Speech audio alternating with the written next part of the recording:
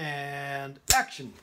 Okay, Kristine had a question, which is a kind of a good corollary to Michael's question that I did yesterday on midnight snacking. That doesn't have to be at midnight, it's just eating after dinner. We're all supposed to eat, about 6:30 or so. If we have this timeline showing 6:30, 8:30, 10:30, and your dinner's over here, usually what will happen, if your dinner has enough fiber in it and enough low glycemic index, good carbohydrates, then it should, number one, make you sleepy, because carbohydrates make you sleepy. Proteins make you awake. That's why I say more proteins during the day. Lunch and breakfast, push 20 to 30 grams of protein for lunch, 20 to 30 grams for breakfast. Should keep you satiated, keep you happy till dinner. If you have a good enough food source, energy source, and enough liquids, it should carry you through. Number one, hits the stomach. Stomach works by churning and acidifying and liquefying solid. And then if the stomach has done its job with the solid material over 2 to 4 hours maybe, as I mentioned before, it should go, food, solid should go to liquids, and they should be transferred from the stomach into the small intestine. About 10:30 to 12 o'clock. That's where the small intestine works. Small intestine works right about here to start its absorption process all night long until the morning. When it's actually passed in the 32 feet of small intestine, the food sources and the mush, the vomit, has passed all the way to the large intestine, all the nutrients are pulled out. When you go to sleep at night, if the stomach has done its job here and liquefied anything, when the stomach passes all the liquefied food, nutrient into the small intestine, you can't cause reflux anymore, because there's a sphincter that stops the food from going back from the small intestine to the stomach. If it does its job here, it can cause reflux here if you lie down between 6 and 9:30 or 10:30. It can cause reflux if you haven't digested properly, or for that matter, if you eat a big meal at 6:30 and you have a digestion issue, like a diabetes issue where you have slow peristalsis, then what happens is you take longer to digest, and if the food is still in the stomach at the time you go to sleep, 10 or 12:30, when you lie down, well, this is not lying down, but when you lie down, all the food comes back up because it's still in the stomach. If the stomach is past its contents in the small intestine, even if you lie down, even if you stand on your head, that's not coming back up to cause reflux. Another beauty of eating early. But the small intestine anyway, once it gets the handoff from the stomach and the liquefied food, it absorbs slowly.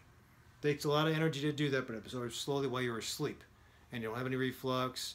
And when you have the gut, the small intestine working properly, it decides to put energy into the fat, put energy into the liver, put energy into the muscles, store it for later, build up new brain cells. That's the other thing. The brain goes through rest, and it's going through replication. Neuroplasticity is a phenomenon that happens when the brain tissue grows. More new neurons always grow, or have the capability of growing, if you feed them properly, nutrient, and if you give a mindful practice. So the brain, if it's well rested and gets 6 REM cycles per night and gets the nutrients, you're ready to go. You're wide awake in the morning at 6:30. In fact, I would say you even wake up before that. I forgot to put one more thing here too, but the adrenal cortex will also rebuild its cortisol. It's been drained all day. It'll rebuild its cortisol during this time too. With good night's sleep and no stress during sleep, it will start to increase cortisol, store the DHEA for a shock and awe release in the morning. That's when your cortisol is supposed to be high. Cortisol into the 20s is beautiful. DHEA into the 300s is beautiful, depending on which lab you use. But if all that stuff is high in the morning and the brain is rested and the small intestine has done its job, then you wake up at 6:30 refreshed, ready to go, no need for coffee, problem solve immediately, be happy, everything's great. Eat a good breakfast too, obviously. So here is the problem. If you eat dinner here and then happen to have another midnight snack right here, 10:30ish, or if you eat at 10:30 and then you go to sleep at 11 for my second shift workers, again, that phenomenon of the stomach kicking back acid is high.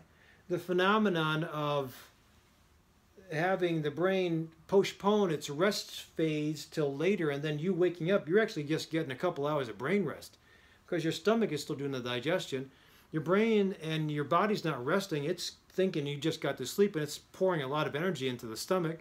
So if you have your midnight snack here at 10:30, again, the bad food, which has high glycemic index, or the alcohol, then usually within 2 to 4 hours, that stuff is out of you and digested. Well, the body just had to deal with it, so it's going to say, I want more. Or in the case of alcohol, you're going to be tired from it and get to sleep, but when the alcohol leaves, that stress level comes back, the baseline stress that you have, comes back, and at 2:30 you'll wake up, either to pee or because suddenly there's no more alcohol to calm the stress down, and you need something again. So that's why that insomnia phenomenon will happen when you take something in the evening and you wake up early again, or you eat something in the evening and you wake up middle of the night.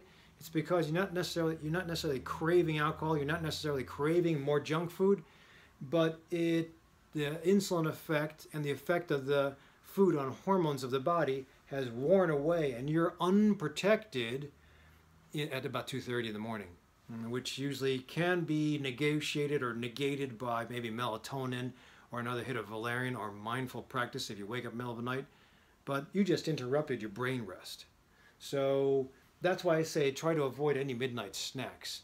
And truthfully, the reason we have midnight snacks is because the dinner did not have enough fiber or enough factors like the fat, those factors that cause satiety. If you were satiated at 6:30 when you eat the dinner, you should be okay to just watch TV or do whatever you do up until nighttime, or bedtime. But sometimes when you have this craving that cannot be quenched and you indulge, you'll have a reflex problem a couple hours later. What's worse is if you have, this is where food causes inflammation, if you have an alcohol or a sugar rush and you didn't have any pain, or you have a fibromyalgia trigger point, well, it might have taken care of it when you indulged in your snack or your alcohol, but guess what's going to happen?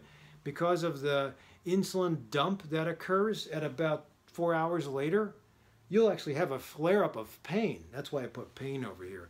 In addition to waking up because your body's going to be hunting for more carbs, hunting for more alcohol, or making you pee, or the trigger points of inflammation will come up and wake you up out of bed. Whether it's a nighttime trigger point, my trigger point's over here, I always mention that in my fibromyalgia talks, or an old arthritis issue, or if you have inflammation in the gut, something will wake you up. So if you want to avoid that insomniac kind of waking up in the middle of the night, try to avoid the midnight snacks, and this is the reason why. Again, if you have a good dinner and a good mindful practice to get the brain to rest, number one, these two timers work together. The brain and its sensation or its vision of darkness tells the brain it's time to sleep. The brain in the morning when it sees light tells the brain it's supposed to wake up. That's one timer, and you can get that rhythmically sound after about 3 to 4 weeks of just driving it the same way every day for 30 days. This other timer, the gut, also works in its own fashion, and when it's abused, it will wake you up in the middle of the night, and these two clocks will not be synced. Hopefully this helps. It's just a way to tell you that food and your choices of when to eat, your choices of what to eat, your choices of when to eat, and the idea about how inflammation and a timer can be upset all circles around what are your choices. So it makes a big difference. Having those snacks in the house, not a good idea. And empower yourself to have a better night by having a better brain, by having a better gut, and hopefully a better day to set you up for a better year. Good question, Kristine. If there's any other questions, please post them here and on.